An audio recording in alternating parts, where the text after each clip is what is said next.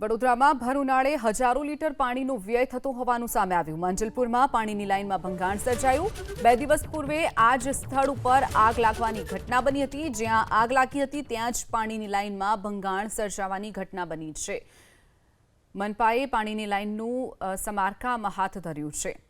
તો વડોદરાના માંજલપુરમાં એક તરફ લોકોને પીવાનું પાણી નથી મળી રહ્યું તો બીજી તરફ પાઇપલાઇન તૂટતા પાણીનો વ્યય સામે આવ્યો છે। હજારો લીટર પાણીનો વ્યય થયો હતો। 2 દિવસ અગાઉ આ જ સ્થળ ઉપર આગ લાગવાની ઘટના બની હતી જ્યારે આજે પાણીની લાઇનમાં ભંગાણ સર્જાયું છે તો મનપાએ સમારકામની કામગીરી હાથ ધરી છે।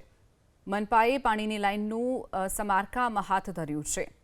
તો વડોદરાના માંજલપુરમાં એક તરફ લોકોને પીવાનું પાણી નથી મળી રહ્યું તો બીજી તરફ પાઇપલાઇન તૂટતા પાણીનો વ્યય સામે આવ્યો છે। હજારો લીટર પાણીનો વ્યય થયો હતો।